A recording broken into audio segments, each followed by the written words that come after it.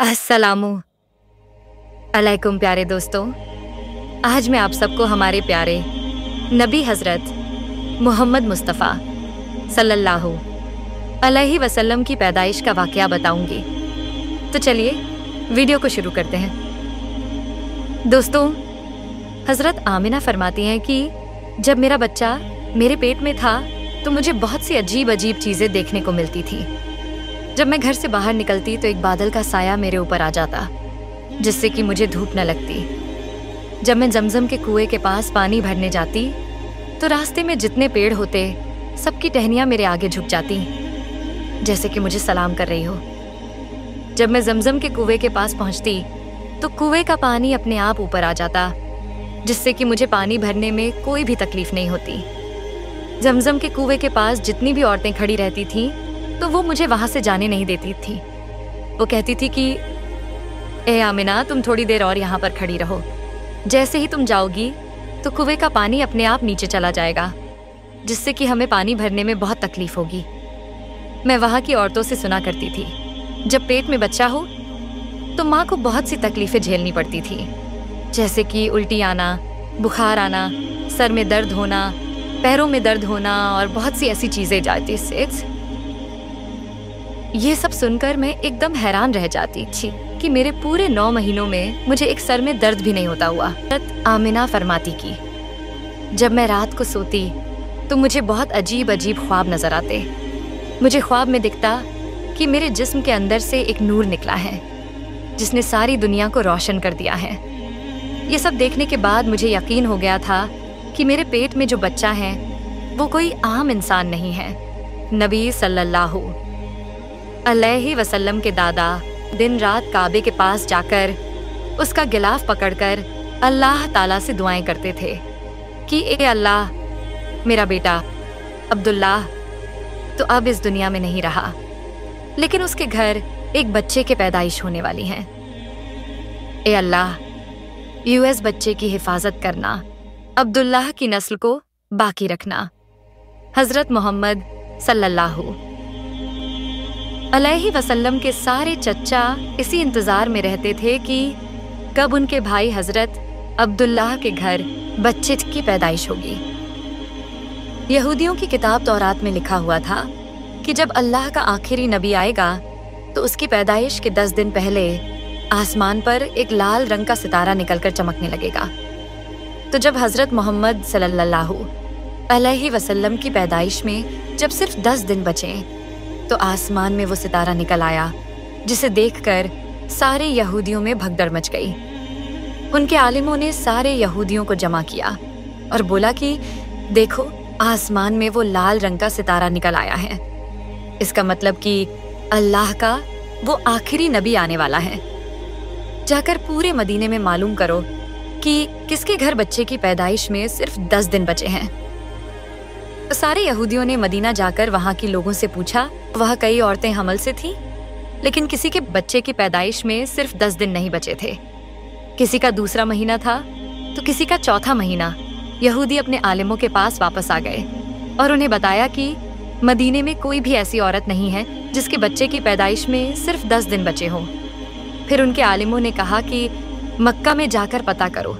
तो सारे यहूदी मक्का पहुंचे और लोगों से पूछने लगे कि क्या यहाँ किसी घर बच्चे की पैदाइश होने वाली है? तो वहां के लोगों ने कहा कि हाँ, यहाँ पर बहुत सी औरतों के घर बच्चे की पैदाइश होने वाली है। तो यहूदियों ने कहा नहीं, ऐसा बच्चा कि जिसके बाप की वफात हो चुकी थी। तो वहां के लोगों ने कहा कि हाँ, अब्दुल मुत्तलिब के घर उसके पोते की पैदाइश होने वाली है। अभी कुछ महीनों पहले ही तो उसके बेटे अब्दुल्लाह की वफात हुई थी। ये सुनकर सारे यहूदी रोते रोते अपने आलिमों के पास आए और उन्हें सारी बात बताई और कहने लगे कि है अफसोस, आज नबूवत यहूदियों से निकलकर मक्का वालों तक पहुंच चुकी है। वक्त बीतता गया और आखिर वो दिन आ गया जिसका सबको बेसब्री से इंतजार था। आज उस बच्चे की पैदाइश होने वाली थी जिसकी वजह से इस दुनिया को बनाया गया। आज उस बच्चे की पैदाइश होने वाली थी कि जिसके लिए चांद के 2 टुकड़े कर दिए गए। आज उस बच्चे की पैदाइश होने वाली थी कि जिसके लिए सूरज को रोक दिया गया। अल्लाह ताला ने सूरज को हुक्म दे दिया कि इस सूरज अभी मत डूबना, अभी मेरे हबीब मोहम्मद सल्लल्लाहु अलैहि वसल्लम ने असर की नमाज नहीं पढ़ी है। आज उस बच्चे की पैदाइश होने वाली थी कि जिसकी सारी जिंदगी में जिब्रील 26,000 बार आए। रात का वक्त हो चुका था। हजरत आमिना के पेट में हल्का सा दर्द उठा और उनको महसूस हुआ शायद आज मेरे बच्चे की पैदाइश होने वाली है। हजरत आमिना ने हजरत अब्दुल मुत्तलिब को खबर दे दी। हजरत अब्दुल मुत्तलिब ने अपने मोहल्ले की एक दाई हजरत शिफा को अपने पास बुलाया और कहने लगे कि आज तुम हजरत आमिना के साथ सारी रात रहना, क्योंकि आज मेरे बेटे अब्दुल्लाह के घर बच्चे की पैदाइश होने वाली है।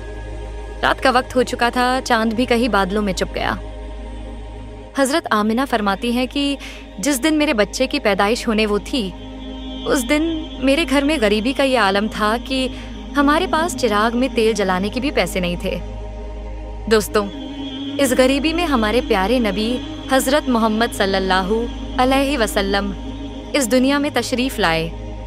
हजरत अब्दुल मुत्तलिब और उनके सारे बेटे सारी रात हजरत आमिना के घर के बाहर बैठे रहे कि अगर हजरत आमिना के साथ कोई हादसा हो गया तो वो फौरन उनके इलाज के लिए इंतजाम करेंगे। सहरी का वक्त हो चुका था। हजरत आमिना के पेट में दर्द उठा और उन्होंने दाई शिफा को आवाज देकर बुलाया कि मुझे दर्द हो रहा है। 1 घंटा बच्चे की पैदाइश में निकला। सुबह होने वाली थी और हमारे नबी हजरत मोहम्मद मुस्तफ़ा सल्लल्लाहु अलैहि वसल्लम दुनिया में तशरीफ लाए हुए। सल्लल्लाहु अलैहि वसल्लम की पैदाइश में 3 ऐसी चीजें हुई कि उन्हें हजरत शिफा भी देखकर हैरान रह गई। पहली कि जब बच्चा पैदा होता है तो उसकी नाफ माँ की आंत से जुड़ी होती है, लेकिन हुजूर सल्लल्लाहु अलैहि वसल्लम की नाफ उनकी माँ की आंत से बहुत अलग थी।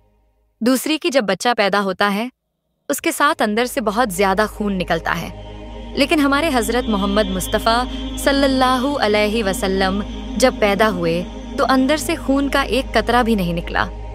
तीसरी की जब लड़का पैदा होता है तो उसका खतना नहीं हुआ होता, लेकिन हुजूर सल्लल्लाहु अलैहि वसल्लम का खतना अंदर से ही हुआ होता है। ये सब देखकर हजरत शिफा घबरा गई और उन्होंने हजरत आमिना से कहा कि ए आमिना, मैंने अपनी में आज तक ऐसा बच्चा नहीं देखा दाई। शिफा ने हुजूर को अपनी गोद में उठाया और एक जगह जमीन पर लेटाया। जैसे ही हुजूर जमीन पर लेटे, उन्होंने एक झटके से करवट पलटी और सजदे में चले गए। हजरत आमिना की हैरानी की इंतहा न रही और पूरे 15 मिनट तक हुजूर सजदे में रहे और अपनी एक उंगली आसमान की तरफ उठते हुए कहा और सबको बता दिया कि असी ए लोगों, इस दुनिया को पैदा करने वाली सिर्फ एक ही जात अल्लाह की है। हजरत आमिना फरमाती है कि मैंने अपने बच्चे को गोद में उठाया तो मैं आसमान की तरफ देखती ही सारे तारे नीचे नजर आ रहे हैं और फिर मेरे कमरे में एक बादल का साहा अंदर आया और मेरी गोद से मेरा बच्चा गायब हो गया और वो बादल कहने लगा, ए जिब्रील, इस बच्चे को सारी दुनिया के चक्कर लगाओ, इसे सारे नबियों की खूबियां दो। तो इसे हजरत यूसुफ की खूबसूरती दो, इसे हजरत अय्यूब का सब्र दो, इसे हजरत इब्राहिम की दोस्तों दो, इसे हजरत दाऊद की मीठी जुबान दो। और फिर हजरत आमिना फरमाती हैं कि वो बादल का साया गायब हो गया और उन्होंने देखा कि उनका बच्चा उनकी गोद में लेटा हुआ। दाई शिफा ने बाहर निकलकर हजरत अब्दुल मुत्तलिब को खुशखबरी सुनाई और कहा कि ए अब्दुल मुत्तलिब, तुझे पोता मुबारक हो। ये सुनकर रात भर के जागे हजरत अब्दुल मुत्तलिब की थकान एक घाटके में ही दूर हो गई और वो इतना ज्यादा खुश हुए कि उनकी आंखों से आंसू आने लगे और दाई शिफा से कहा कि जल्दी से मुझे मेरा पोता लाकर दो। दाई शिफा जब हुजूर को बाहर लेकर आई तो सबके होश उड़ गए कि इस कदर खूबसूरत बच्चा आमिना के घर में पैदा हुआ है। हुजूर के सारे चच्चा अपने भतीजे को देखकर बहुत खुश हुए, यह तक कि जब अबुल हब की बांदी सुएबा ने अबुल हब को आकर खुशखबरी सुनाई तो अबुल हब बहुत खुश हुए और उन्होंने अपनी बांदी सुयेबा से कहा कि ए सुयेबा, जा, मैंने अपने भतीजे के आने की खुशी में तुझे आजाद किया। हजरत अब्दुल मुत्तलिब बहुत बूढ़े हो चुके थे, लेकिन फिर भी अपने पोते को लेकर दौड़ते दौड़ते कबे की तरफ जाने लगी। सारे लोग भी नारा लगाते हुए अब्दुल मुत्तलिब के पीछे नारा लगाते हुए चलने लगे। कबे के पास पहुंचकर हजरत अब्दुल मुत्तलिब ने अल्लाह से दुआ मांगी कि ए अल्लाह, मेरे पोते को दुनिया का सबसे बड़ा इंसान बनना, कि उनका पोता तो वो इंसान है जिसके खातिर अल्लाह ने इस दुनिया को बनाया। उनका पोता तो वो इंसान है जिसकी आंखों में आंसुओं देखकर, उसे मायूस देखकर आसमानों में तहलका मच जाता था। दोस्तों, ये था हमारे प्यारे नबी हजरत मोहम्मद मुस्तफ़ा सल्लल्लाहु अलैहि वसल्लम की पैदाइश का वाकया। उम्मीद करती हूँ आपको ये वीडियो पसंद आई होगी। अगर आपको ये वीडियो पसंद आई हो तो इस वीडियो को लाइक और इस चैनल को सब्सक्राइब करना ना भूले।